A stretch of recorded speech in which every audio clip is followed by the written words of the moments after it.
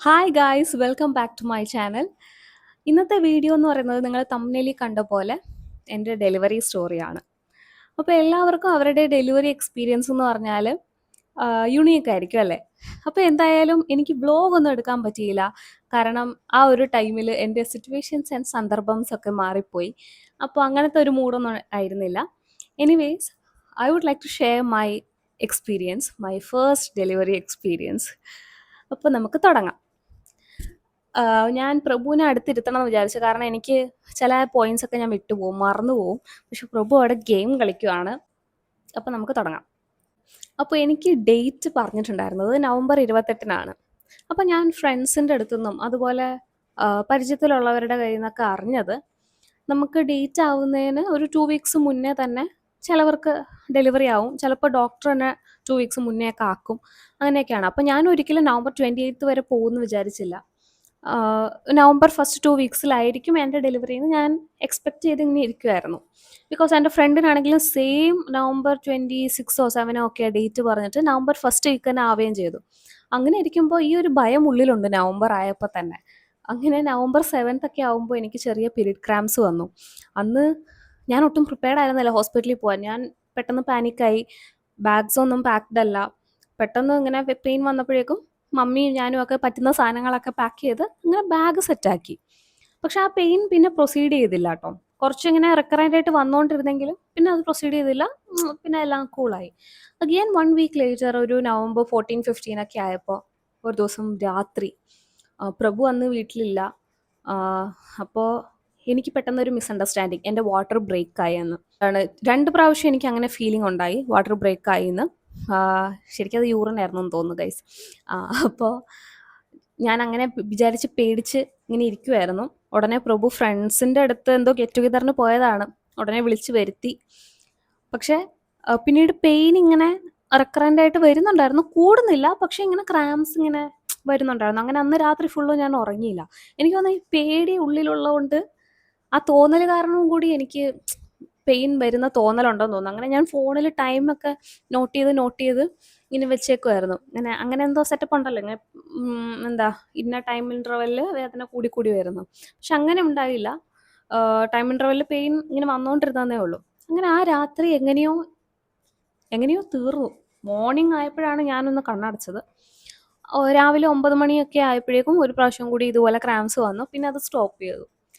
അങ്ങനെ കൂളായിട്ട് ആ ഒരു വീക്കെൻഡ് ഡോക്ടറുടെ ചെക്കപ്പിന് പോകുന്നു. ഡോക്ടർ PV ചെയ്യുന്നു. അതൊട്ടും പെയിൻഫുൾ ആയിരുന്നില്ല. ജസ്റ്റ് ഒന്ന് നോക്കിയതേ ഉള്ളൂ. അപ്പോഴേക്കും ഡോക്ടർ പറഞ്ഞു ഒട്ടും ആയിട്ടില്ല, നെക്സ്റ്റ് ഒരു വീക്കും കൂടി കഴിഞ്ഞിട്ട് നമുക്ക് PV ചെയ്യാം, അന്നേരം ഡേറ്റ് ഡിസൈഡ് ചെയ്യാമെന്ന്. അപ്പോൾ ആ 2 ആഴ്ച ഇങ്ങനെ കൂളായിട്ട് പോയി. അങ്ങനെ 21 നവംബർ എന്ന് പറയുന്നത് ഫ്രൈഡേ ആണ്. അങ്ങനെ ഫ്രൈഡേ ഡോക്ടറിൻ്റെ OPയിൽ PV ചെയ്യാൻ പോയി. അപ്പോൾ ആദ്യത്തെ തവണ PV ചെയ്തപ്പോൾ ഞാനൊന്ന് പേടിച്ചിട്ട് ഒച്ച വെച്ചതാണ്. ഡോക്ടർ വേദനിപ്പിച്ചിട്ടല്ല, പേടിച്ചിട്ട്. അപ്പോൾ ഞാനിങ്ങനെ ടവലൊക്കെ കൊണ്ട് വായിൽ തിരികെ വെച്ചിട്ടാണ് പോയത്. അപ്പോൾ ടോളറേറ്റ് ചെയ്യാൻ പറ്റുന്ന ഒരു സംഭവമായിരുന്നു PV. അപ്പോൾ PVയെ പറ്റി ഞാൻ അധികം ഗവേഷണമൊന്നും നടത്തിയിട്ടില്ല. കാരണം എനിക്ക് ഇത് കൂടുതൽ അറിഞ്ഞു കഴിഞ്ഞാൽ പേടി കൂടുന്നതുകൊണ്ട് ഗവേഷണമൊന്നും നടത്തിയിട്ടില്ല. എനിക്കാകെ എന്താണ് ഇങ്ങനെ എന്തോ ചെയ്യുന്ന സംഭവമാണെന്ന് മാത്രമേ അറിയുള്ളൂ. അപ്പോൾ കൂൾ ആയിട്ട് എടുക്കാമെന്ന് വിചാരിച്ച് അങ്ങനെ PV ചെയ്യാൻ പോയി. ടവലൊക്കെ ഉള്ളതുകൊണ്ട് തന്നെ ഒച്ചയൊന്നും വെക്കേണ്ടി വന്നില്ല. ടോളറേറ്റ് ചെയ്യാൻ പറ്റുന്നൊരു സംഭവമായിരുന്നു. അപ്പോൾ അത് കഴിഞ്ഞപ്പോഴും ഡോക്ടർ പറഞ്ഞു ഓക്കെ നമുക്ക് എന്താണ് വേണമെങ്കിൽ ഇന്ന് അഡ്മിറ്റ് ആവാം, 21-ന് ഇന്ന് അഡ്മിറ്റ് ആവാം, സാറ്റർഡേ ഓർ സൺഡേ ആയിരിക്കും ഡെലിവറി എന്ന്. അപ്പോൾ എനിക്ക് അന്ന് തന്നെ അഡ്മിറ്റ് ആവാൻ ഒരു ഇതില്ല. പിന്നെ ഞാൻ വിചാരിച്ചു ഡോക്ടർ എന്താ സാറ്റർഡേ ഓർ സൺഡേ എന്ന് പറയുന്നത്, ഇനി സാറ്റർഡേ ഡോക്ടർ ഇല്ലാത്തതുകൊണ്ട് വെറുതെ ഒരു ദിവസം എന്നെ അവിടെ കിടത്താനാണോ എന്നൊക്കെ ഇങ്ങനെ ഓരോന്ന് ചിന്തിച്ചു പോയി. അപ്പോൾ ഡോക്ടർ പറഞ്ഞു ഒന്നെങ്കിൽ ഇന്ന് അഡ്മിറ്റ് ആവാം, അല്ലെങ്കിൽ സൺഡേ അഡ്മിറ്റ് ആയിട്ട് ചെയ്യാമെന്ന് പറഞ്ഞു. അപ്പോൾ ഞാൻ വിചാരിച്ചു ഓക്കെ അങ്ങനെ വെറുതെ ഒരു ദിവസം കിടക്കണ്ടല്ലോ, എന്നാൽ സൺഡേ അഡ്മിറ്റ് ആവാമെന്ന് പറഞ്ഞു. അങ്ങനെ അഡ്മിറ്റ് ആവാമെന്ന് പറഞ്ഞപ്പോൾ ഡോക്ടർ പറഞ്ഞു സൺഡേ അഡ്മിറ്റ് ആയാൽ മൺഡേ ഓർ ട്യൂസ്ഡേ ആയിരിക്കും. അപ്പോഴും എനിക്ക് കൺഫ്യൂഷൻ, മൺഡേ ഓർ ട്യൂസ്ഡേ ഇങ്ങനെ 2 ദിവസമൊക്കെ വെറുതെ എന്തിനാണ് അവിടെ കിടക്കുന്നതെന്ന്. അങ്ങനെ അപ്പോൾ ഫൈനലി സൺഡേ ഞങ്ങൾ ഫിക്സ് ചെയ്തു. ഓക്കെ സൺഡേ വന്ന് അഡ്മിറ്റ് ആവാമെന്ന്. സൺഡേ എന്ന് പറയുമ്പോൾ നവംബർ 23 ഡേറ്റ് ആവണുള്ളൂ. എൻ്റെ ഡേറ്റ് ശരിക്കും 28 ആണ്. അപ്പോൾ ഡോക്ടറോട് എന്നാൽ ഡോക്ടറെ നമുക്ക് 28 വരെ പോവാമെന്ന് എനിക്കും പറയാൻ ധൈര്യമില്ല. ബിക്കോസ് എനിക്ക് gestational diabetes on diet monitoring ആയിരുന്നു ഓൾറെഡി. ആ ഡയറ്റ് എന്നൊക്കെ പറഞ്ഞാൽ എന്താണ് ഞാനങ്ങനെ പക്കാ സ്ട്രിക്റ്റ് ആയിരുന്നില്ല. ഇടയ്ക്കിടയ്ക്ക് ഷുഗർ കഴിക്കുന്നുണ്ട്. ഇടയ്ക്ക് എൻ്റെ ഷുഗറൊക്കെ വേരിയിങ് ആയിരുന്നു. എപ്പോഴും ഒരു നോർമൽ ലെവൽ ആയിരുന്നില്ല. അപ്പോൾ അതുകൊണ്ട് എനിക്കും ടെൻഷൻ ഉണ്ടായിരുന്നു. ഇനി ഒരുപാട് നീട്ടി കൊണ്ടുപോകണ്ട, വേഗം അങ്ങ് ആവുകയാണെങ്കിൽ ആയിക്കോട്ടെ എന്നൊരു ഫീലിങ്ങിൽ ഡോക്ടറോട് പിന്നെ 28th വരെ പോകണമെന്നൊന്നും ഞങ്ങളാരും പറഞ്ഞില്ല. സോ അങ്ങനെ തിരിച്ച് വീട്ടിൽ വന്നു. നെക്സ്റ്റ് ഡേ എന്താണ് റിലേറ്റീവ്സിൻ്റെ, അതായത് പ്രഭുവിൻ്റെ വീട്ടിൽ നിന്നും നമ്മുടെ ട്രിവാൻഡ്രത്തെ റിലേറ്റീവ്സിൻ്റെ കൂടെയൊക്കെ നമ്മൾ ചെറിയൊരു ഔട്ടിങ്ങിനൊക്കെ പോയി. സാറ്റർഡേ അങ്ങനെ കഴിഞ്ഞു. ദ നെക്സ്റ്റ് ഡേ സൺഡേ ഉച്ചയ്ക്കാണ് വന്ന് അഡ്മിറ്റ് ആയിക്കൊള്ളാൻ പറഞ്ഞത്. അങ്ങനെ സൺഡേ ഞങ്ങൾ ഹോസ്പിറ്റലിലെത്തി. ഒരു 3:30 ആയപ്പോഴേക്കും റൂം കിട്ടി. അപ്പോൾ ഡോക്ടർ ഇങ്ങനെ ലാസ്റ്റ് ഡേ PV ചെയ്യുമ്പോൾ തന്നെ ഒരു ഫോളീസ്, ബലൂൺ എന്നൊക്കെ ഇങ്ങനെ പറഞ്ഞിട്ടുണ്ടായിരുന്നു. അപ്പോൾ ഞാൻ അതെന്താണെന്ന് ChatGPTയോടൊക്കെ ചോദിച്ചപ്പോൾ അവർ എക്സ്പ്ലെയിൻ ചെയ്തിട്ടുണ്ടായിരുന്നു. ഇതിൻ്റെ ഒരു പ്രൊസീജിയറാണ്. അപ്പോൾ അതിനെപ്പറ്റി വലിയ പേടിയൊന്നും തോന്നിയില്ല. അങ്ങനെ അഡ്മിറ്റ് ചെയ്ത് ഒരു 5:30 ആയപ്പോഴേക്കും അവർ പറഞ്ഞു നമുക്ക് തിയേറ്ററിലേക്ക് പോവാം, ഈ ഫോളീസ് ഇടേണ്ട ഒരു പ്രൊസീജിയർ ഉണ്ടെന്ന് പറഞ്ഞു. ഓക്കെ ശരി. എന്നെ എന്താണ് അതിന് മുന്നേ പ്രിപ്പറേഷനൊക്കെ ചെയ്തിരുന്നു. കോട്ടൊക്കെ ഇടിപ്പിച്ച് ലേബർ റൂമിലേക്ക് വീൽ ചെയറിലിരുത്തി കൊണ്ടുപോയി. അപ്പോൾ അവിടെ ലേബർ റൂമിലേക്ക് കൊണ്ടുപോയി ഞാനും ഒരു സിസ്റ്ററും ഒരു ഡോക്ടറുമാണ് ഈ പ്രൊസീജിയർ ചെയ്യുന്നത്. എൻ്റെ മെയിൻ ഡോക്ടറല്ല, അവിടെയുള്ള ഒരു ഡോക്ടർ. അപ്പോൾ ഈ സംഭവം എന്താണെന്ന് വെച്ചാൽ, ഈ ഡൈലേഷൻ ഒട്ടും ആവാത്തവർക്ക് ഡൈലേഷൻ ആക്കാൻ വേണ്ടിയിട്ട് ഒരു കത്തീറ്റർ ഇൻസേർട്ട് ചെയ്ത് അതിൻ്റെ അറ്റത്തൊരു ബലൂൺ ഉണ്ടാവും. ആ ബലൂണിനകത്ത് സ്റ്റെറൈൽ വാട്ടറാണ്. ഇത് ഞാൻ കണ്ടതല്ല, ഞാനിത് വായിച്ച് പഠിച്ചതാണ് കേട്ടോ. അപ്പോൾ ആ ബലൂൺ എന്താണ് നമ്മൾ ബലൂൺ വീർപ്പിക്കുമ്പോഴേക്കും അതാണ് നമുക്ക് ഡൈലേഷൻ ഉണ്ടാവാൻ ഹെൽപ്പ് ചെയ്യുന്നത്. അങ്ങനെ നമുക്കൊരു 3 to 4 ഡൈലേഷൻ ആയിക്കഴിഞ്ഞാൽ ഈ ഇൻസേർട്ട് ചെയ്ത കത്തീറ്റർ തന്നെ ഡ്രോപ്പായി വീഴും. ഇനി ആയിട്ടില്ല എന്നുണ്ടെങ്കിൽ അവർ തന്നെ മെഡിക്കലി അത് റിമൂവ് ചെയ്യും. അതാണ് സംഭവം. പറയുമ്പോൾ ഭയങ്കര സിമ്പിളായിട്ട് തോന്നിയെങ്കിലും അത്യാവശ്യം പെയിൻഫുൾ പ്രൊസീജിയർ ആയിരുന്നു. ഇതൊക്കെ എല്ലാവരെയും ചെയ്യിപ്പിക്കുന്നത് തന്നെ എനിക്കറിയില്ലായിരുന്നു. എൻ്റെ മനസ്സിൽ അവിടെ ചെല്ലുന്നു, അവരൊരു ടാബ്ലറ്റ് തരുന്നു, വേദന വരുന്നു, പിന്നെ ഡെലിവറി നടക്കുന്നു, അത്രയും ഞാൻ വിചാരിച്ചിട്ടുണ്ടായിരുന്നുള്ളൂ. ഇതൊക്കെ എന്ത് പ്രൊസീജിയറാണെന്ന് പോലും എനിക്കറിയില്ല, ആരും പറഞ്ഞു കേട്ടിട്ടുമില്ല. പുതിയ മെത്തേഡായിരിക്കും. അവിടെ എല്ലാവരും അന്ന് അഡ്മിറ്റ് ആവുന്നവരൊക്കെ ഇത് ചെയ്യിപ്പിക്കുന്നുണ്ടായിരുന്നു.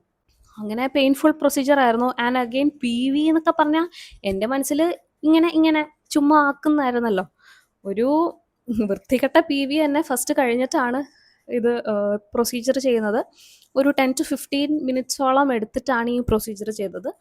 അപ്പോൾ അത് കഴിഞ്ഞിട്ട് അവർ പറഞ്ഞു ഓക്കെ, യൂഷ്വലി ചെയ്യുന്ന ആക്ടിവിറ്റീസ് ഒക്കെ ചെയ്യാം, നടക്കുകയൊക്കെ ചെയ്യാം, ചെറിയ രീതിയിൽ എക്സസൈസ് ഒക്കെ വേണമെങ്കിൽ ചെയ്യാം എന്നൊക്കെ പറഞ്ഞ് എന്നെ റൂമിലേക്ക് വിട്ടു.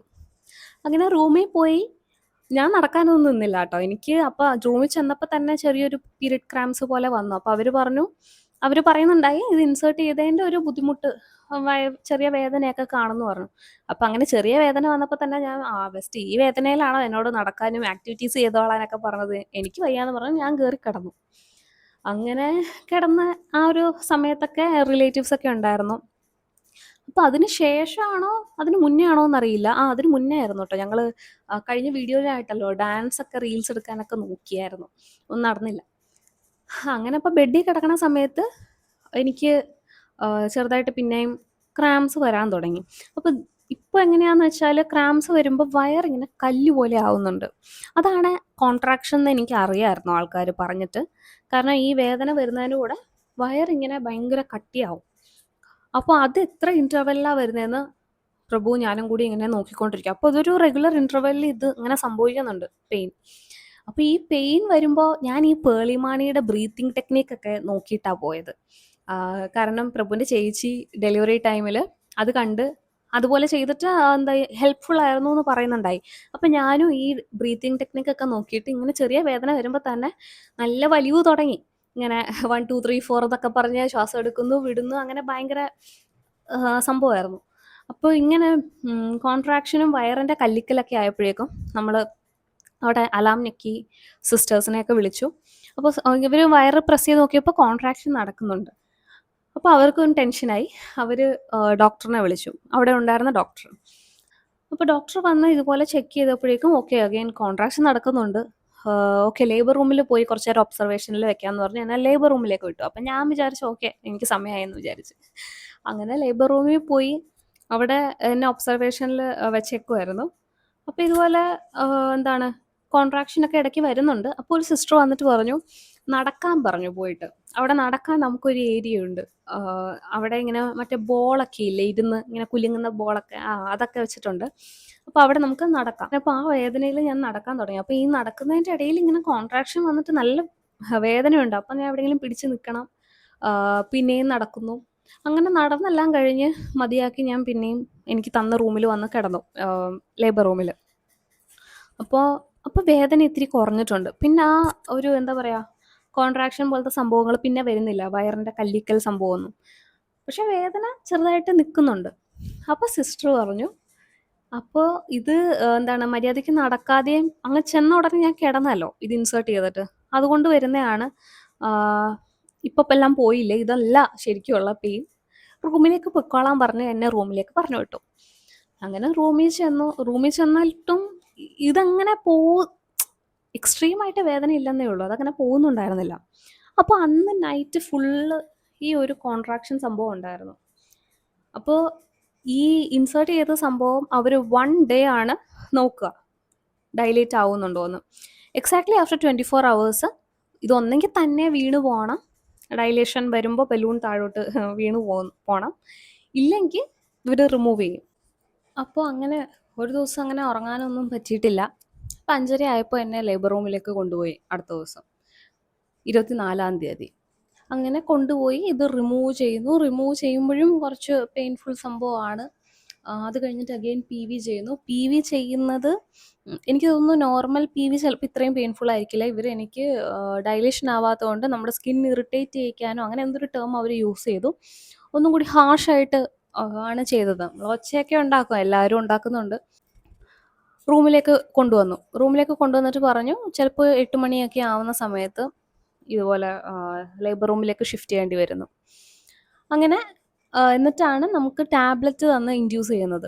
ഓക്കെ, ഞാൻ റൂമിൽ ജസ്റ്റ് വന്നു, ഫുഡൊക്കെ കഴിച്ചു. അപ്പോഴും ഞാൻ വിചാരിക്കുന്നത് ചിലപ്പോൾ അന്ന് എനിക്ക് ഡെലിവറി ആവും, ടാബ്ലറ്റ് തരുമല്ലോ. കാരണം ചേച്ചിക്ക് അങ്ങനെയായിരുന്നു, ടാബ്ലറ്റ് 1-2 ടാബ്ലറ്റിൽ തന്നെ പെയിൻ കൂടി, കോൺട്രാക്ഷൻ കൂടി വന്നു, ഡെലിവറി ആവുന്നു. അപ്പോൾ ഞാൻ അന്ന് ചിലപ്പോൾ ഡെലിവറി ആവുമെന്നുള്ളതിലാണ് ഇരിക്കുന്നത്. അങ്ങനെ റൂമിൽ വന്ന് ഫുഡൊക്കെ കഴിച്ച് തിരിച്ച് ലേബർ റൂമിലേക്ക് പോവുകയാണ്. അവിടെ പോയി കഴിഞ്ഞപ്പോൾ ഫസ്റ്റ് ഡോസ് ടാബ്ലറ്റ് തന്നു. അപ്പോൾ ഈ ടാബ്ലറ്റ്സ് എങ്ങനെയാണെന്ന് വെച്ചാൽ ഇവർ പറഞ്ഞു, ടാബ്ലറ്റ്സ് ഒരു 14 ടാബ്ലറ്റ്സ് ആണെന്ന് തോന്നുന്നു, 14 ടാബ്ലറ്റ് ഡോസസ് വരെ കൊടുക്കാം. അപ്പോൾ ഒരു 5 എണ്ണം ഇവർ ആദ്യം തന്നിട്ട് കുറച്ച് ഗ്യാപ്പ് എടുക്കും, എന്നിട്ടാണ് നെക്സ്റ്റ് മെഡിസിൻ അഗെയിൻ തരുന്നത്. അപ്പോൾ അങ്ങനെ അത്രയും ഡോസ് വരെ ഇത് പോവും. ചിലവർക്ക് അതിൻ്റെ ഇടയിൽ കറക്റ്റ് പ്രോപ്പർ ഡൈലേഷൻ വന്ന് ഡെലിവറി ആവുകയും ചെയ്യും. അങ്ങനെയാണ് ഇതിൻ്റെ ഒരു പ്രോസസ്സ് എന്ന് പറഞ്ഞു. എവറി 2 hours നമുക്ക് ടാബ്ലറ്റ്സ്. അപ്പോൾ കിംസ് ഹോസ്പിറ്റലിലാണല്ലോ ഞാൻ പറഞ്ഞിട്ടുണ്ടായിരുന്നില്ല എന്ന് തോന്നുന്നു. കിംസ് ട്രിവാൻഡ്രം ഹോസ്പിറ്റലിലായിരുന്നു.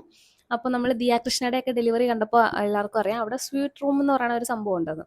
അപ്പോൾ സ്വീറ്റ് റൂം ശരിക്കും എടുക്കണോ വേണ്ടയോ എന്നുള്ള കൺഫ്യൂഷനിലായിരുന്നു. സംഭവം എന്താണെന്ന് വെച്ചാൽ നമ്മുടെ ലേബർ റൂം എന്ന് പറയുമ്പോൾ ഒരു വലിയ ഹാളിൽ കേർട്ടൻസ് ഇട്ട് ഒരുപാട് ബെഡുകളുണ്ട്, ഒരുപാട് ലേഡീസ് അവിടെ ഉണ്ട്. അപ്പോൾ നമ്മുടെ കൂടെ ഒരാൾക്ക് എന്തായാലും നിൽക്കാം ഡെലിവറി ടൈമിൽ. പക്ഷേ ഹസ്ബൻഡ്സ് അല്ലെങ്കിൽ മെയിലായിട്ടുള്ള ആൾക്കാർക്ക് രാവിലെ 7 മണി മുതൽ രാത്രി 10 മണി വരെ പറ്റുള്ളൂ. അത് കഴിഞ്ഞാൽ നമ്മളെ കൂടെ നിൽക്കേണ്ടത് ലേഡീസ് ആയിരിക്കണം. അപ്പോൾ അന്ന് രാത്രിയാണല്ലോ എനിക്ക് മെഡിസിൻ സ്റ്റാർട്ട് ചെയ്തത്. ഞാൻ വിചാരിച്ചു എനിക്ക് ഇത് മെഡിസിൻ കഴിച്ച ഉടനെ തന്നെ കോൺട്രാക്ഷൻ വന്ന് ഡെലിവറി നടക്കുന്നു. അപ്പോൾ ഞാനാണെങ്കിൽ ഇങ്ങനെ വീട്ടിലൊക്കെ നിർബന്ധിച്ചുകൊണ്ടിരിക്കുക, എനിക്ക് സ്വീറ്റ് റൂം വേണം, പ്രഭുവിനെ എന്തായാലും കയറ്റിയേ പറ്റുള്ളൂ. 10 മണി കഴിഞ്ഞിട്ട് 10 മണി കഴിഞ്ഞിട്ടായിരിക്കുമല്ലോ ഡെലിവറി എന്തായാലും ഉണ്ടാവുകയാണെങ്കിൽ തന്നെ, കാരണം 8 മണിക്ക് ശേഷമാണ് ഡോസ് തന്നേക്കുന്നത്. അപ്പോൾ ഞാൻ പറഞ്ഞു എനിക്ക് സ്വീറ്റ് റൂം എടുക്കണം എന്ന് പറഞ്ഞ് നിർബന്ധം പിടിച്ചു. പക്ഷേ ഇവർക്ക് ബുദ്ധിയുള്ളതുകൊണ്ട് എൻ്റെ അടുത്ത് പറഞ്ഞു, ഇപ്പോൾ അത് എടുക്കേണ്ട ആവശ്യമില്ല, വെറുതെ ഒരു 12,000 rupees കൊണ്ട് കളയേണ്ട ആവശ്യമില്ല. ആൻഡ് ഓൾസോ പ്രഭു പറഞ്ഞു എന്തായാലും അടുത്ത ദിവസം 7 മണി വരെ ഒന്നും എന്തായാലും ഡെലിവറി ഒന്നും ആവാൻ പോകുന്നില്ല, രാവിലെ ആകുമ്പോൾ പ്രഭു എന്തായാലും വരാമെന്ന്. അതുവരെ മമ്മി നിൽക്കട്ടെ എന്ന് 10 മണിക്ക് ശേഷം.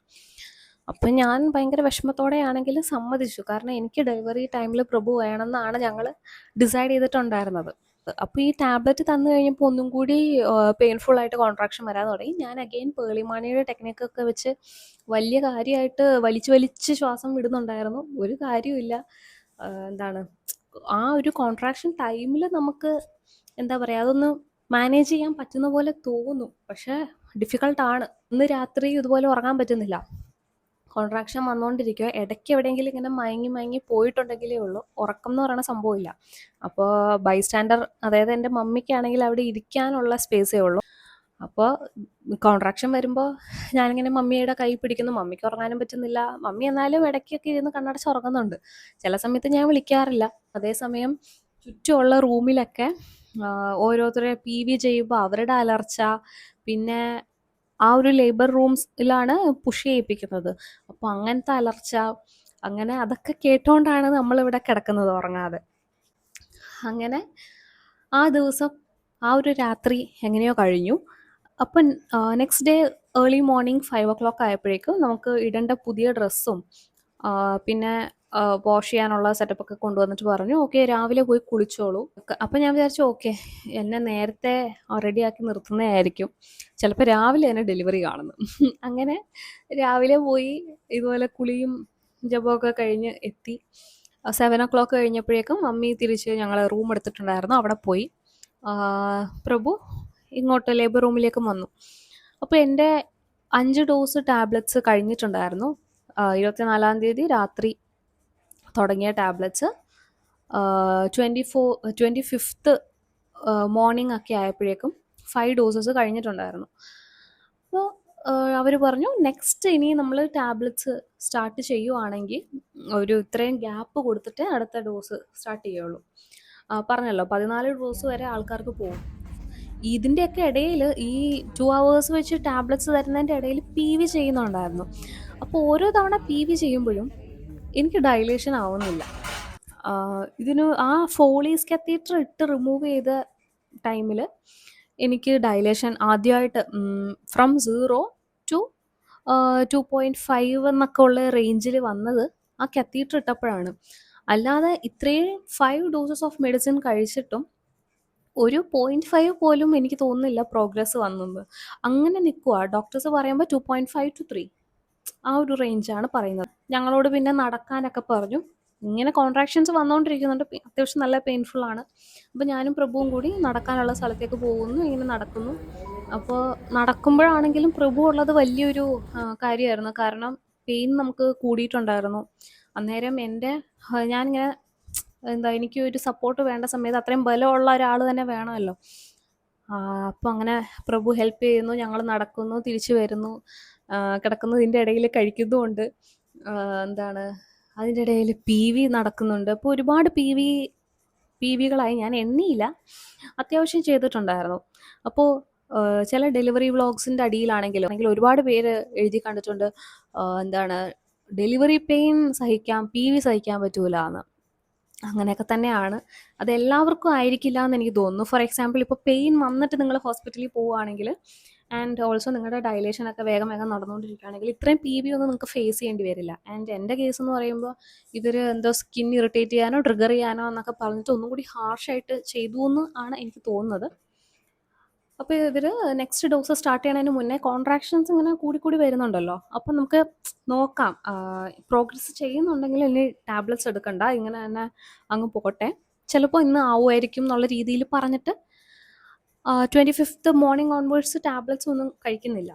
അപ്പോൾ അങ്ങനെ 25th നൈറ്റ് ആയപ്പോഴും മെഡിസിൻ സ്റ്റാർട്ട് ചെയ്തിട്ടില്ല. എനിക്ക് തോന്നുന്നു 25th ചിലപ്പോൾ ഒരു 10 മണി കഴിഞ്ഞിട്ടോ അല്ലെങ്കിൽ 26-ാം തീയതി മോർണിംഗ് ടൈമിലോ എന്തോ ആയിട്ട് ഒരു സിസ്റ്റർ എനിക്ക് മെഡിസിൻ സ്റ്റാർട്ട് ചെയ്യാമെന്ന് പറഞ്ഞിട്ട് അപ്പോൾ ഞാൻ പറഞ്ഞു എനിക്ക് ടാബ്ലറ്റ് വേണ്ടാന്ന്. അതെന്താന്ന് വെച്ചാൽ എനിക്ക് ഇനിയും ഒരു 5 ഡോസ് ഓഫ് ടാബ്ലറ്റ് പ്ലസ് ഈ PV അണ്ടർഗോ ചെയ്യാൻ എനിക്ക് താല്പര്യം ഉണ്ടായിരുന്നില്ല. ഞാൻ അപ്പോഴേക്കും എൻ്റെ മൈൻഡ് മാറ്റി. ഞാൻ സെക്ഷൻ ചെയ്യാമെന്ന് തീരുമാനിച്ചു. ഡോക്ടേഴ്സ് അല്ല, ഞാൻ തീരുമാനിച്ചായിരുന്നു. അപ്പോൾ ഞാനിങ്ങനെ വീട്ടിലും ഡിസ്കസ് ചെയ്തു. അപ്പോൾ വീട്ടിൽ അച്ഛനും അമ്മയൊക്കെ ഓക്കെ ആയിരുന്നു.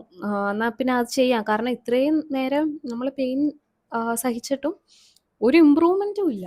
പക്ഷെ വേദന വന്നുകൊണ്ടിരിക്കുക, ഒരു ഇമ്പ്രൂവ്മെൻറ്റും ഇല്ല. പ്രഭു ആണെങ്കിലും സമ്മതിച്ചു, എൻ്റെ കൂടെ വന്നിട്ട് എന്താണ് നീ പറയുന്ന പോലെ തന്നെ ചെയ്യാം, സി സെക്ഷൻ വേണമെങ്കിൽ സി സെക്ഷൻ ചെയ്യാം, പക്ഷേ നോർമൽ അല്ലേ നല്ലത്, അങ്ങനെയാണ് എന്നെ സപ്പോർട്ട് ചെയ്തുകൊണ്ടിരുന്നത്. അപ്പോൾ സി സെക്ഷൻ്റെ എന്താണ് എന്താ സൈഡ് എഫക്ട്സും അതിൻ്റെ സംഭവങ്ങളൊക്കെ എനിക്കറിയാം. പക്ഷേ ഇനിയും ഇങ്ങനെ ഒരു ഇമ്പ്രൂവ്മെൻ്റ് ഇല്ലാതെ ഈ പെയിൻ ഇങ്ങനെ ഗോ ത്രൂ ചെയ്യാൻ ഞാൻ ഒട്ടും റെഡി ആയിരുന്നില്ല. അതാണ് സംഭവം.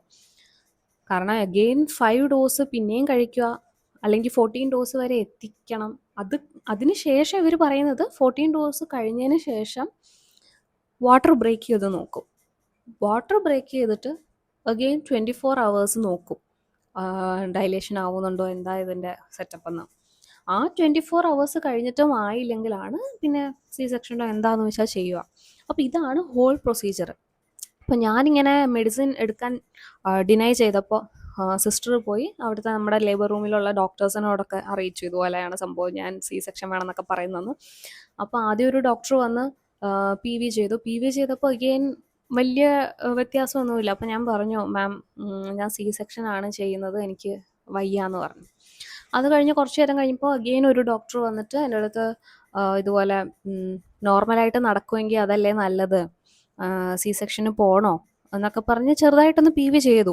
അപ്പോൾ ഈ പറഞ്ഞ പോലെ നമുക്ക് ഡൈലേഷൻ പ്രോപ്പറായിട്ട് ആയില്ലെങ്കിൽ ഇവർ ഭയങ്കരമായിട്ട് ട്രിഗർ ചെയ്യുന്നൊരു സംഭവമുണ്ട്, ഹാർഷായിട്ട് ചെയ്യുന്ന സംഭവം. അങ്ങനെ ചെയ്യാൻ പോയപ്പോൾ ഞാൻ പറഞ്ഞു, മാം ചെയ്യണ്ട, എനിക്ക് സി സെക്ഷൻ മതി, ഞാൻ ഫാമിലി ആയിട്ട് ഡിസ്കസ് ചെയ്തു എന്ന് പറഞ്ഞു. അപ്പോൾ ആ ഡോക്ടറാണെങ്കിലും മോളെ ഇതായിട്ടുണ്ട്, അത്യാവശ്യം ഇന്നലത്തെക്കാട്ടി ബെറ്റർ ആയിട്ടുണ്ട് ഡൈലേഷൻ, എന്താണ് നമുക്ക് നോർമൽ പറ്റുമെങ്കിൽ അതല്ലേ നല്ലത്, അങ്ങനെ ഇങ്ങനെയൊക്കെ പറഞ്ഞു. ഞാൻ പറഞ്ഞു അപ്പം അങ്ങനെ എനിക്ക് ഒരുപാട് എൻ്റെ അടുത്ത് ഇങ്ങനെ പറയുമ്പോൾ പിന്നെയും പിന്നെയും നോ പറയാൻ എനിക്ക് ഇത്തിരി ബുദ്ധിമുട്ടാണ്. അപ്പം ഞാൻ ശരി മാം, 10 മണിക്ക് എൻ്റെ ഗൈനക് ഡോക്ടറുണ്ട്, ലൂമിയ മാം ആണ്, അപ്പം മാഡം വരുമ്പോൾ ഞാനൊന്ന് സംസാരിക്കട്ടെ എന്ന് പറഞ്ഞു. അങ്ങനെ ടാബ്ലറ്റ് ഒന്നും അതുവരെ എടുത്തില്ല. ഞാനും വിചാരിച്ചു ഓക്കെ സി സെക്ഷൻ ആണ്, പ്രിപ്പയർഡായി, മൈൻഡ് പ്രിപ്പയർഡായി. ഡോക്ടേഴ്സ് പറഞ്ഞു വേണമെങ്കിൽ എപ്പിഡ്യൂറൽ എടുത്തിട്ട് ഈ ടാബ്ലറ്റ്സ് എടുത്തോ.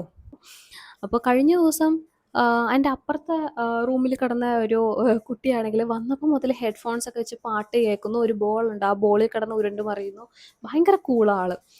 അപ്പോൾ 26-ാം തീയതി മോർണിംഗ് ആയപ്പോൾ ആ കുട്ടിയുടെ ഡെലിവറി ആണെന്ന് ഞാൻ അറിയുന്നു. അപ്പോഴാണ് ഡോക്ടർ പറഞ്ഞത് എപ്പിഡ്യൂറൽ എടുക്കാമല്ലോ, ആ കുട്ടി എന്തെങ്കിലും കരച്ചിലും ബഹളവും കേട്ടായിരുന്നു, എപ്പിഡ്യൂറൽ എടുത്തിട്ടാണ് എന്നൊക്കെ പറഞ്ഞു. അപ്പം ഞാൻ പറഞ്ഞു എനിക്ക് എപ്പിഡ്യൂറൽ എടുക്കാനും അങ്ങനെ പ്ലാൻ ഇല്ലാന്ന്. വലിയ ഇത്. അപ്പോൾ എൻ്റെ മനസ്സിൽ എങ്ങനെയാണെന്ന് വെച്ചാൽ എപ്പിഡ്യൂറലൊന്നും എടുക്കണ്ട, കാരണം എപ്പിഡ്യൂറൽ എടുത്തു കഴിഞ്ഞാൽ പെയിൻ അറിയില്ല എന്നൊക്കെ ഇങ്ങനെ പലയിടത്തും കേട്ടിട്ടുണ്ട്. പെയിൻ അറിഞ്ഞില്ലെങ്കിൽ നമുക്ക് പുഷ് ചെയ്യാനുള്ള ടെൻഡൻസി വരില്ല. ആൻഡ് എനിക്ക് എന്ന് വെച്ചാൽ വലിയ സ്റ്റാമിനയൊന്നും ഇല്ലാത്ത ആളാണ്. അപ്പോൾ ഈ പുഷ് ചെയ്യാനുള്ള പെയിനും ടെൻഡൻസിയും ഒന്നും വന്നില്ലെങ്കിൽ എനിക്ക് ഒട്ടും പറ്റത്തില്ല. അപ്പം ഞാൻ എപ്പിഡ്യൂറൽ എടുക്കണ്ട എന്നുള്ള ഒരു മൈൻഡ് സെറ്റിലായിരുന്നു. ആൻഡ് എന്തായാലും ഇപ്പോൾ അതൊന്നും നോക്കിയിട്ട് കാര്യമില്ല, എന്തായാലും സി സെക്ഷൻ അല്ലേ, പിന്നെ മെഡിസിനെ പറ്റി അതിനെപ്പറ്റി ഒന്നും ആലോചിക്കുന്നില്ല, ഡോക്ടർ വരട്ടെ സംസാരിക്കുക എന്നുള്ള ഇതിലായിരുന്നത്. അങ്ങനെ എൻ്റെ ഡോക്ടർ വന്നു എൻ്റെ അടുത്ത് ഇതിനെപ്പറ്റി ഒന്നും ചോദിച്ചില്ല. എനിക്കൊന്ന് ബാക്കിയുള്ള ഡോക്ടേഴ്സ് എൻ്റെ ഡോക്ടറുമായിട്ട് ഇത് കമ്മ്യൂണിക്കേറ്റ് ചെയ്തിട്ടുണ്ടായിരുന്നു ഞാൻ പറഞ്ഞ കാര്യം. ഡോക്ടർ വന്ന് ലൈറ്റായിട്ടൊന്ന് PV ചെയ്യാൻ പോയി. അപ്പോൾ ഞാൻ പറഞ്ഞു ഡോക്ടർ പയ്യെ ചെയ്യണം, നേരത്തെ ഉള്ളവരൊക്കെ ഭയങ്കര ഹാർഷായിട്ടാണ് ചെയ്തത്. അപ്പോൾ ഡോക്ടർ ഉടനെ തന്നെ എൻ്റെ അടുത്ത് ഇതിനെപ്പറ്റി ഒന്നും സംസാരിച്ചില്ല, സി സെക്ഷനെ പറ്റിയോ അങ്ങനത്തെ ഒന്നും സംസാരിച്ചില്ല. ഡോക്ടർ വാട്ടർ ബ്രേക്ക് ചെയ്ത് വിട്ടു. എന്നിട്ട് ഇന്ന് തന്നെ ആയിക്കോളൂ കേട്ടോ എന്ന് പറഞ്ഞു. അപ്പോൾ എനിക്ക് സമാധാനമായി. അങ്ങനെ വാട്ടർ ബ്രേക്ക് ചെയ്ത സമയത്ത് എൻ്റെ അടുത്ത് ചോദിച്ചു എപ്പിഡ്യൂറൽ എടുക്കണമെന്നോ, ഞാൻ എടുക്കാമെന്ന് പറഞ്ഞു. പിന്നെ ഒന്നും ചിന്തിക്കാൻ പോയില്ല, എനിക്ക് വയ്യാണ്ടായി ഗൈസ്. കാരണം 23-ാം തീയതി മുതൽ തുടങ്ങിയ പെയിനാണ്. അപ്പോൾ എപ്പിഡ്യൂറൽ എടുക്കാമെന്ന് പറഞ്ഞു. അപ്പോൾ അതിനുള്ള അറേഞ്ച്മെൻറ്റ്സ് അവർ ചെയ്യുക. അപ്പോൾ അങ്ങനെ ഡോക്ടർ വന്ന് വാട്ടർ ബ്രേക്ക് ചെയ്തപ്പോൾ ഈ സി സെക്ഷൻ എന്നുള്ള ഒരു സംഭവത്തിൽ നിന്ന് വേഗം നോർമൽ ആയേക്കാം എന്നുള്ളൊരു സെറ്റപ്പിലേക്ക് പോവുക. ഞാൻ ഒട്ടും പ്രതീക്ഷിച്ചില്ല, പക്ഷെ ഫൈനലി അങ്ങനെ ആവുക. എന്താ എനിക്ക് സി സെക്ഷൻ വേണമെന്ന് തോന്നാൻ കാരണം വേറൊന്നുമല്ല, നമ്മൾ ഇത്രയും പെയിൻ സഹിച്ചിട്ട് ഇത്രയും മെഡിസിൻ എടുത്തിട്ടും ഒരു പ്രോഗ്രസ് പോലും കാണിക്കുന്നില്ല. ഒരു 0.5-ൻ്റെ ഒരു ഡൈലേഷൻ പോലും പ്രോഗ്രസ് കാണിക്കുന്നില്ല.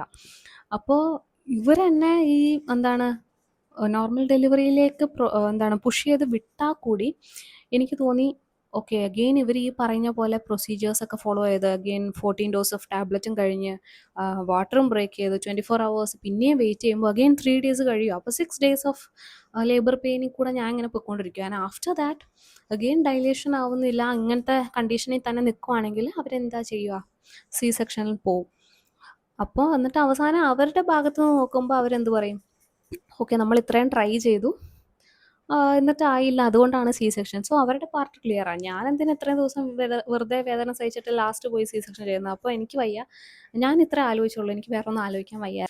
പിന്നെ അവർ നോർമലാക്കാൻ പറഞ്ഞ വേറൊരു റീസൺ എനിക്ക് തോന്നുന്നു, ഇതുപോലെ ഡിസൈഡ് ചെയ്ത് വെച്ചേക്കുവാണല്ലോ ഇത്രയും പേർക്ക് ഇന്ന ദിവസം ഡെലിവറി, എന്നാലേ അടുത്ത ആൾക്കാരെ കയറ്റാൻ പറ്റുള്ളൂ. അപ്പം അങ്ങനെ ഒരു പ്ലാനിങ്ങും അതിൻ്റെ ഇടയിലുണ്ട്. അപ്പോൾ നോർമൽ ഡെലിവറിയുടെ ഇടയിൽ സി സെക്ഷൻ എന്ന് പറഞ്ഞാൽ ഡോക്ടർക്ക് പെട്ടെന്ന് അവിടെയും പോകേണ്ടി വരും, കുറച്ച് ക്ലംസി ആയി പോവുമല്ലോ, അതും കൂടി കൊണ്ടായിരിക്കണം.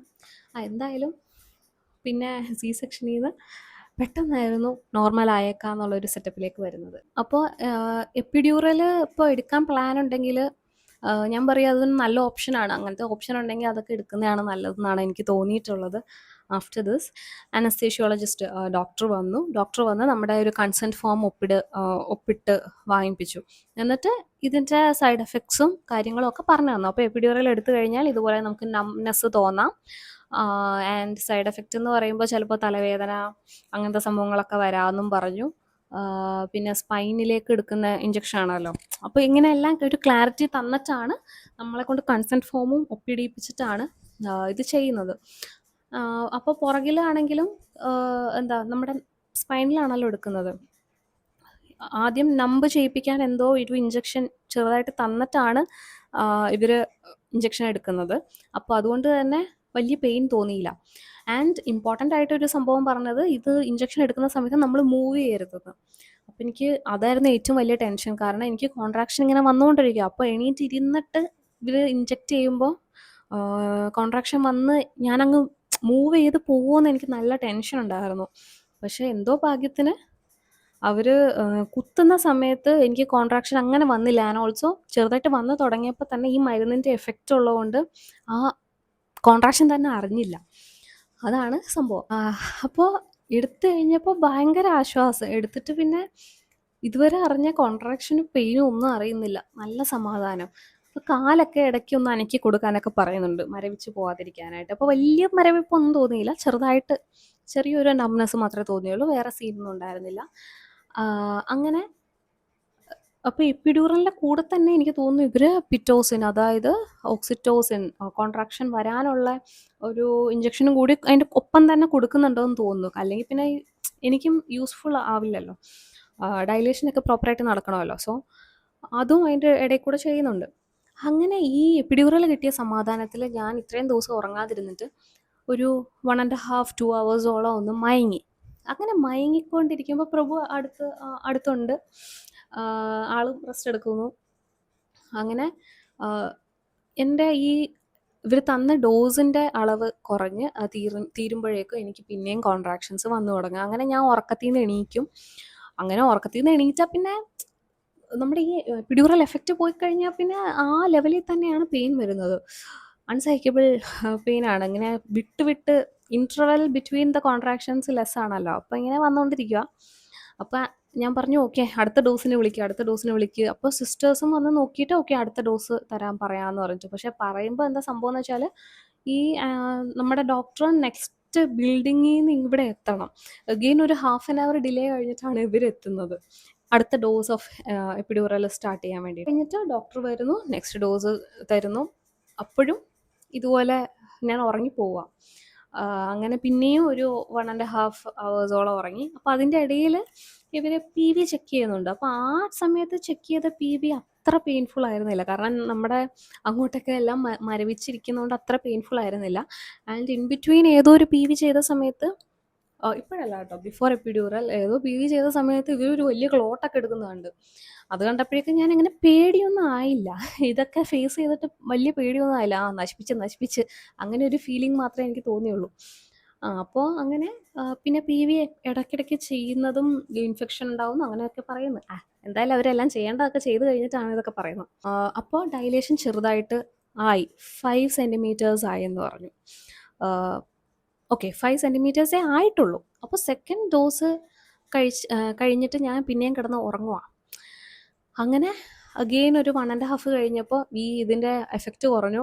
അഗെയിൻ കോൺട്രാക്ഷൻ വരാൻ തുടങ്ങി. ഞാൻ എണീറ്റപ്പോൾ ഞാൻ ഓക്കെ അടുത്ത ആളെ വിളിക്കും, അടുത്ത ഡോസ് തരാൻ വിളിക്കും, എനിക്ക് പറ്റുന്നില്ല എന്നും പറഞ്ഞ് ഭയങ്കര ഇത് തുടങ്ങി. കാരണം എനിക്ക് ഉറപ്പായിരുന്നു ഇനിയും ഒരു ഡോസും കൂടി ഇടേണ്ടി വരുമെന്ന് ഞാൻ വിചാരിച്ചു. കാരണം ഡൈലേഷൻ ഭയങ്കര സ്ലോ ആയിട്ടാണ് നടക്കുന്നത്. 2.5 3ന്ന് 5 എത്തിയിട്ടുള്ളൂ നേരത്തെ അവർ നോക്കിയപ്പോൾ. അപ്പോൾ ഇനിയും വേണ്ടി വരുമെന്ന് വിചാരിച്ചിട്ട് ഞാൻ അടുത്ത ആളെ വിളിക്കാൻ പറഞ്ഞു. അപ്പോൾ ഇതിൻ്റെയൊക്കെ ഇടയിൽ സ്പെഷ്യലി മെൻഷൻ ചെയ്യാനുള്ളത് കിംസിലെ നഴ്സിംഗ് സ്റ്റാഫ്സിനെയാണ്. കാരണം ഫ്രം ദ ബിഗിനിങ് ടിൽ അവിടെ നിന്ന് ഇറങ്ങുന്നവരെ ഓരോ സ്റ്റാഫും അത്രയും ഫ്രണ്ട്ലി ആയിട്ടും ഭയങ്കര കെയറിങ് ആയിട്ടാണ് നോക്കിയിട്ടുള്ളത്. എല്ലാ കാര്യവും അവർ ചെയ്തിട്ടുള്ളത്.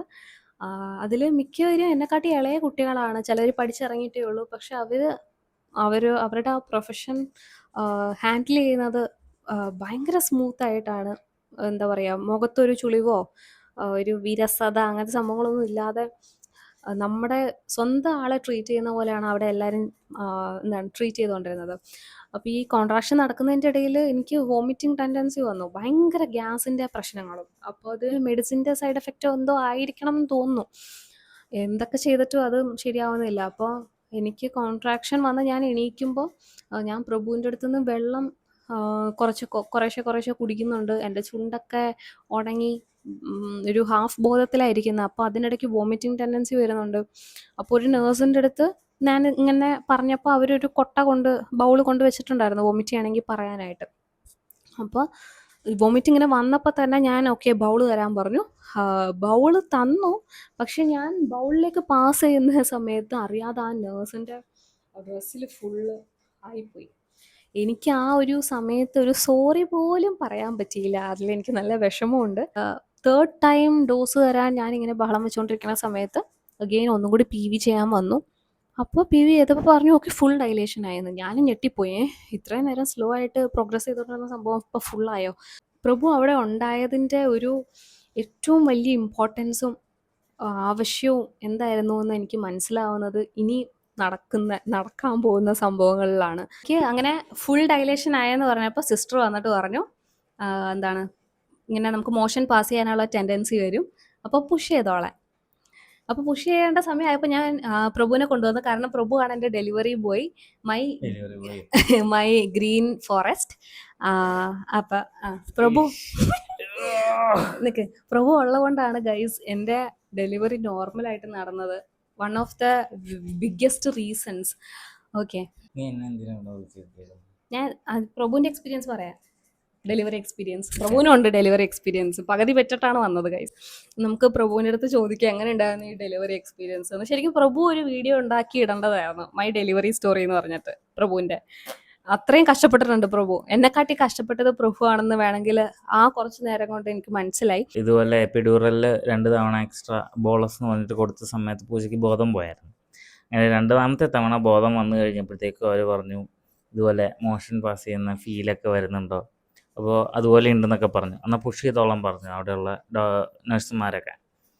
അപ്പോൾ ഈ വൈകുന്നേരം ആയതുകൊണ്ട് നമുക്ക് സ്ഥിരമായിട്ടൊരു നേഴ്സ് നമ്മുടെ അടുത്ത് ഉണ്ടായിരുന്നില്ല, ഇങ്ങനെ മാറിക്കൊണ്ടിരിക്കുമായിരുന്നു. അപ്പോൾ ഇടയ്ക്കൊരു സിസ്റ്റർ വരും, പുഷ് ചെയ്യാൻ പറയും, പിന്നെ കുറച്ച് നേരം അവരവിടെ കാണും, അത് കഴിഞ്ഞിട്ട് അവർ പോകും. അപ്പോൾ ഈ പുഷ് ചെയ്യാനായിട്ട് നമ്മൾ ഒരുപാട് കാര്യങ്ങൾ ശ്രദ്ധിക്കാനുണ്ട്. അതായത് ഇതുപോലെ ബാക്ക് ഇച്ചിരി ഉയർത്തണം, അതുപോലെ ശ്വാസം എടുത്തിട്ട് ശ്വാസം പിടിച്ച് വെക്കണം, ശ്വാസം വിടരുത്. ആ ഒറ്റ ശ്വാസം എടുക്കലിൽ പുഷ് ചെയ്തുകൊണ്ടേയിരിക്കുക, ആ വേദന, ആ കോൺട്രാക്ഷൻ നിൽക്കുന്നത് വരെ ഇങ്ങനെ പുഷ് ചെയ്തുകൊണ്ടിരിക്കുക.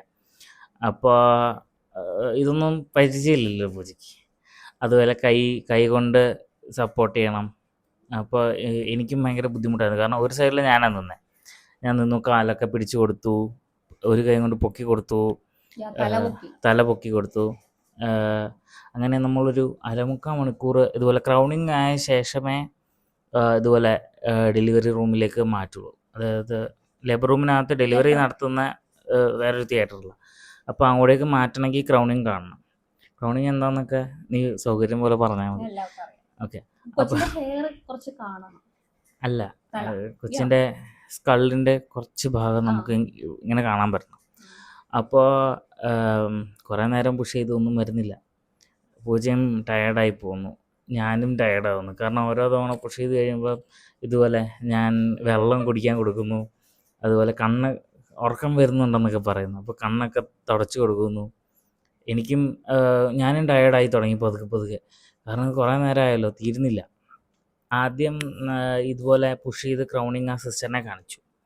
അപ്പോൾ സിസ്റ്ററിന് മനസ്സിലായി ക്രൗണിങ് നടക്കുകയാണ്.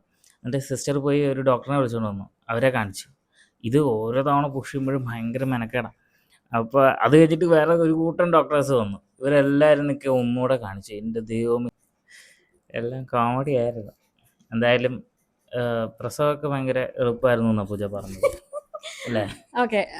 അപ്പോൾ ഇതുപോലെ പ്രഭു വന്നിട്ട് ഹെൽപ്പ് ചോദിച്ചു മറ്റേ നേഴ്സിൻ്റെ അടുത്ത്, ഇപ്പുറത്തെ സൈഡ് ഒന്ന് സപ്പോർട്ട് ചെയ്യാമോ എന്നുള്ള രീതിയിൽ. കാരണം ഇപ്പുറത്തെ ഫുള്ള് പ്രഭു ഹാൻഡിൽ ചെയ്യുന്നത്, എൻ്റെ തലയും എൻ്റെ ഈ ഒരു ലെഗും സൈഡും ഒക്കെ പ്രഭു സപ്പോർട്ട് ചെയ്യുന്നത്. ഇപ്പുറത്തെ എനിക്ക് പൊക്കാനുള്ള ശേഷിയൊന്നുമില്ല.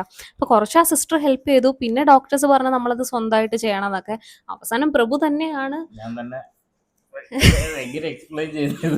അപ്പൊ പ്രഭു ആണ് ആക്ച്വലി ക്രൗണിങ്ങിൽ എത്തിച്ചത്. ഞാൻ വിചാരിക്കുമായിരുന്നു ആക്ച്വലി അന്ന് പ്രഭു ഇല്ലായിരുന്നെങ്കിലോ ഗിലോ ഇല്ലേ, പ്രഭു ഇല്ലായിരുന്നെങ്കിൽ ശരിക്കും എന്റെ കാര്യം എന്താണെന്ന് എനിക്ക് ശരിക്കും അറിയില്ല. ഇത്തരം പൊക്കണ്ട പൂജ, കാശൊന്നും കിട്ടില്ല. ശരിയാണ്, യൂട്യൂബിൽ നിന്ന് കാശൊന്നും കിട്ടൂല, ഒട്ടും പറ്റില്ല. ആൻഡ് ഓൾസോ നമ്മുടെ അവിടെ നഴ്സുമാരും ഒട്ടും ഇല്ല. എല്ലാവരും ബിസി ആയിട്ട് എല്ലാവരുടെയും ലേബർ റൂമിലേക്ക് ഇങ്ങനെ ഓടി നടക്കുക. കാരണം എല്ലാവരുടെയും പ്രസവം ഒരുമിച്ച് നടന്നുകൊണ്ടിരിക്കുക അവിടെ. അപ്പോൾ അങ്ങനെ ഒരു സിറ്റുവേഷൻ ആയിരുന്നു. ഒറ്റയ്ക്ക് എന്നെ കൊണ്ട് പറ്റൂല, അതെനിക്ക് ഉറപ്പാണ്.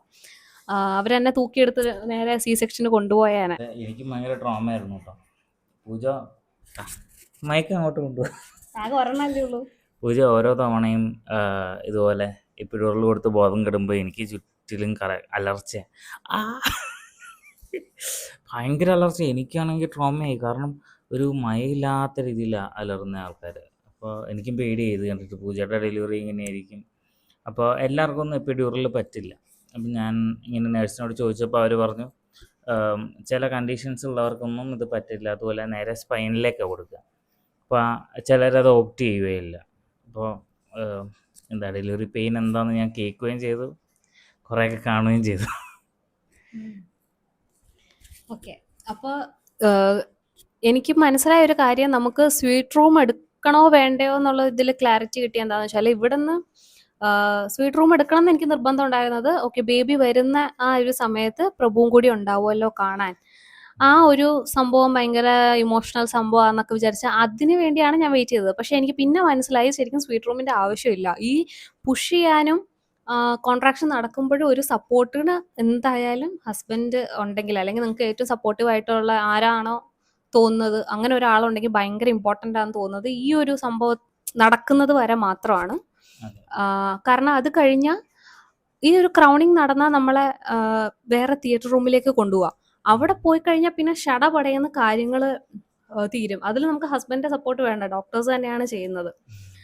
അങ്ങനെ അവിടെ പോയി, അവിടെ കൊണ്ടുപോയിട്ട് എന്നെ കൊണ്ടുപോയ ട്രോളി അല്ലല്ലോ, എന്താ സ്ട്രക്ചറാ, കിടന്ന സാധനത്തിൽ നിന്ന് ഇപ്പുറത്തെ ഡോക്ടേഴ്സിന്റെ ബെഡിലേക്ക് കിടക്കാനായിട്ട് ഞാൻ നിരങ്ങി ഇങ്ങനെ കയറി വയറും വെച്ച് അങ്ങനെ കിടന്ന്. അങ്ങനെ പിന്നെ അവിടെ വലിയ ടോർച്ച് ബൾബൊക്കെ വെച്ചിട്ടുണ്ടായിരുന്നു. ശരി, പ്രഭുവിന്റെ പാർട്ട് കഴിഞ്ഞു. ഓക്കെ. അപ്പോൾ അങ്ങനെ അവിടെ എത്തി ഞാനൊന്ന് സെറ്റിലായി കഴിഞ്ഞപ്പോൾ അവിടുത്തെ ക്ലോക്കിൽ നോക്കുമ്പോൾ 7:37 ആണ് ടൈം. അങ്ങനെ അഗെയിൻ ഇതുപോലെ കോൺട്രാക്ഷൻ വരുന്നു. ഡോക്ടേഴ്സ് എപ്പിഡ്യൂറൽ സ്റ്റാർട്ട് ചെയ്യാൻ പറഞ്ഞു. അഗെയിൻ എനിക്ക് അതിൻ്റെ എഫക്റ്റ് പോയിട്ടുണ്ടായിരുന്നു. എപ്പിഡ്യൂറൽ സ്റ്റാർട്ട് ചെയ്യുന്നുണ്ട്, അതിൻ്റെ ഇടയിൽ കൂടെ ഇതുപോലെ കോൺട്രാക്ഷൻ വരാനായിട്ടുള്ള ഇഞ്ചക്ഷനും തരുന്നുണ്ട് അതിൻ്റെ കൂടെ തന്നെ. അപ്പോൾ നമ്മൾ വിചാരിച്ചത് എപ്പിഡ്യൂറൽ തരുമ്പോൾ നമുക്ക് പുഷ് ചെയ്യാൻ പറ്റത്തില്ല, അങ്ങനത്തെ ഫീലിംഗ് വരില്ല എന്നല്ലേ. പക്ഷേ ഇതുപോലെ കൂടത്തിൽ ആ ഇഞ്ചക്ഷൻ തരുന്നതുകൊണ്ട് നമുക്ക് അങ്ങനെ തോന്നും. അപ്പോൾ 7:37 7:42 ആയപ്പോഴേക്കും ബേബി പുറത്ത് വന്നു. അപ്പോൾ ആ ഒരു പ്രോസസ്സ് എന്ന് പറഞ്ഞാൽ 5 മിനിറ്റ് എന്നൊക്കെ പറഞ്ഞാൽ ഷടേന്ന് പറഞ്ഞു പോയി. പിന്നെ ഒന്നും അറിയാനുണ്ടായിരുന്നില്ല. കാരണം 3 ഡോക്ടേഴ്സാണ് എൻ്റെ ഓർമ്മയിൽ എനിക്കിപ്പോൾ ഉള്ളൂ. ഒരു ഡോക്ടർ എൻ്റെ പുറത്തായിരുന്നു, പുറത്തിരുന്ന് വയറിങ്ങനെ പ്രസ് ചെയ്തുകൊണ്ടിരിക്കുന്നു, നമ്മളെ ഹെൽപ്പ് ചെയ്യുവാണ്. ഇടയ്ക്ക് ശ്വാസം മുട്ടലൊക്കെ തോന്നിയെങ്കിലും ഞാൻ വിചാരിച്ചു ശരി ശ്വാസമൊക്കെ പിന്നെ എടുക്കാം, കൊച്ചങ്ങ് വരണമെങ്കിൽ വരട്ടെ എന്നുള്ള ഇതിലായിപ്പോയി. അവർ വയറ് പ്രസ് ചെയ്യുന്നു. പിന്നെ താഴെ മീൻസ് ഡോക്ടേഴ്സ്, ഫ്രണ്ടിൽ നിൽക്കുന്ന ഡോക്ടേഴ്സ് വേറെ എന്തൊക്കെയോ ഇഞ്ചക്ഷൻ വെക്കുക എന്തൊക്കെയോ ചെയ്യുന്നുണ്ടായിരുന്നു. അതൊന്നും എനിക്ക് നോക്കാനും ഓർമ്മയൊന്നുമില്ല. അപ്പോൾ പിന്നെ വേഗം അങ്ങ് കുട്ടി പുറത്തേക്ക് വന്നു. എല്ലാം പെട്ടെന്നായിരുന്നു. ഡോക്ടർ മോളാന്ന് പറഞ്ഞപ്പോഴേക്കും എനിക്ക് ഭയങ്കര സന്തോഷമായി. കാരണം ഒരു അലങ്കാരത്തിന് എല്ലാവരും ഹെൽത്തി ആയിട്ടുള്ള ബേബി മതി, ആണോ പെണ്ണോ എന്നില്ലെന്നാണെങ്കിലും ഞാൻ ശരിക്കും ആഗ്രഹിച്ചത് ഒരു ഹെൽത്തി ആയിട്ടുള്ള ബേബി ഗേൾ തന്നെയാണ്. എങ്കിലും വിചാരിച്ചിരുന്നത് ഈ കൊച്ചിനെ ഫുള്ളായിട്ട് ഇങ്ങനെ പാർട്ട് ബൈ പാർട്ട് നമ്മൾ പുറത്തേക്ക് എടുക്കുന്നതാണ് ഏറ്റവും ഡിഫിക്കൽട്ട് പ്രോസസ്സ് എന്ന്. പക്ഷേ എൻ്റെ ഒരു എക്സ്പീരിയൻസ് വെച്ച് പറയുകയാണെങ്കിൽ വിത്ത് എപ്പിഡ്യൂറൽ നമുക്ക് കാര്യങ്ങൾ സ്മൂത്തായിട്ട് പോകും. എന്നെപ്പോലെ ഇത്രയും 3-4 ദിവസമൊന്നും എവിടെയും കിടക്കേണ്ടി വന്നില്ലെങ്കിൽ വിത്ത് എപ്പിഡ്യൂറൽ ഒരു നല്ലൊരു പ്ലസൻറ്റ് പ്രോസസ്സ് ആയിരിക്കും എന്നാണ് എനിക്ക് തോന്നുന്നത് ഡെലിവറി.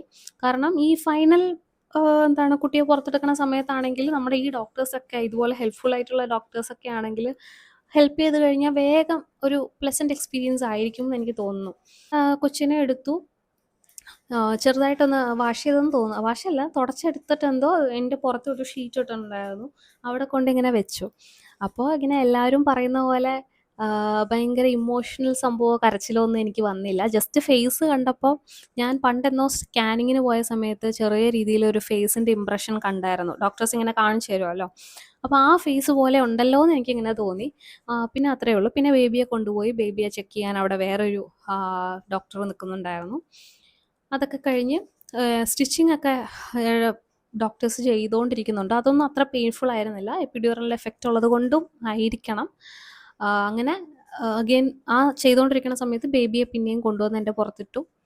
എന്നിട്ട് സിസ്റ്റർ പറഞ്ഞു, ഓക്കെ സ്റ്റിച്ചിങ് ഒന്നും കോൺസെൻട്രേറ്റ് ചെയ്യേണ്ട, ബേബിയെ നോക്കി ബേബിയുടെ കൂടെ ടൈം സ്പെൻഡ് ചെയ്യാൻ പറഞ്ഞു.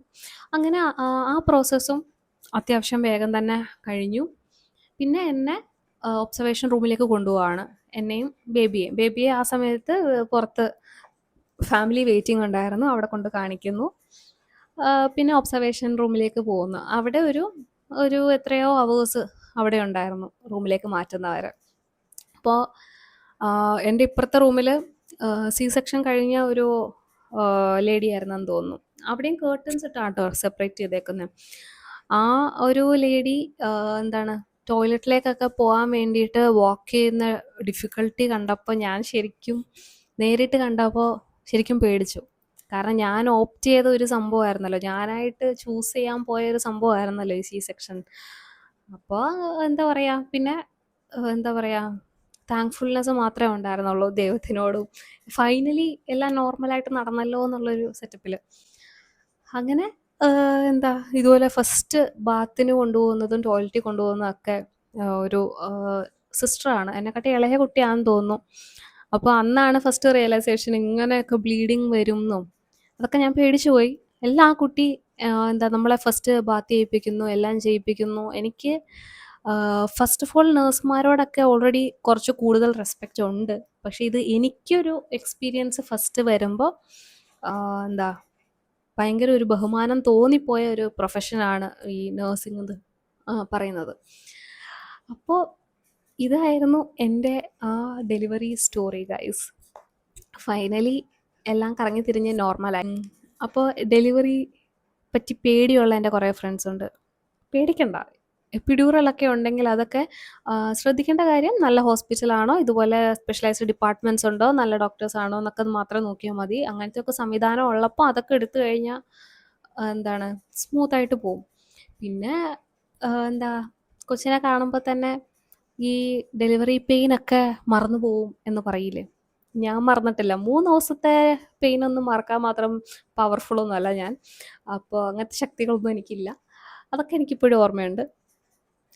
ഇപ്പോഴും എന്താണ് ഡെലിവറി പേടിയുണ്ടോ എന്ന് ചോദിച്ചു കഴിഞ്ഞാൽ എനിക്ക് പേടിയില്ല കേട്ടോ.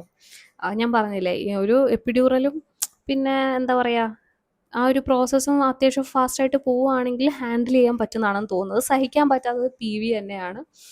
PV പിന്നെ ഓരോരുത്തർക്കും ഓരോ പോലെ ആയിരിക്കും, നിങ്ങളുടെ പ്രോഗ്രസ് അനുസരിച്ചിട്ടായിരിക്കുമല്ലോ അവർ ചെയ്യുന്നത്. അപ്പോൾ എനിക്ക് അൺസൈക്കബിളായി തോന്നിയത് PV ആണ്. PV എന്ന് പറയുമ്പോൾ നമുക്ക് പേടി പ്ലസ് ചെറിയ പെയിനും, അപ്പോൾ ഈ രണ്ടും കൂടി വരുമ്പോൾ അതൊരു വേറൊരു ഫീലിംഗ് സംഭവമാണ്. ഹൊറർ, പേടിപ്പെടുത്തുന്നൊരു സംഭവമാണ്. ഡെലിവറിയെക്കാട്ടി പേടി ആക്ച്വലി PV തന്നെയാണ്. കുറേ പേരുടെ കമൻസിൽ കണ്ട പോലെ തന്നെ ആയി എൻ്റെ കാര്യവും. അപ്പോൾ ഗൈസ് ഇത്രയേ ഉള്ളൂ എൻ്റെ delivery experience. This is my delivery story. Hope you enjoyed it എന്ന് പറയുന്നില്ല, എന്നാലും ഇങ്ങനെ കേട്ടിരിക്കുമ്പോൾ ഒരു പേടിയൊക്കെ വരുമായിരിക്കും അല്ലേ. ആരും പേടിക്കണ്ട. എല്ലാം നന്നായി നടക്കും. Trust the process. Okay, bye guys.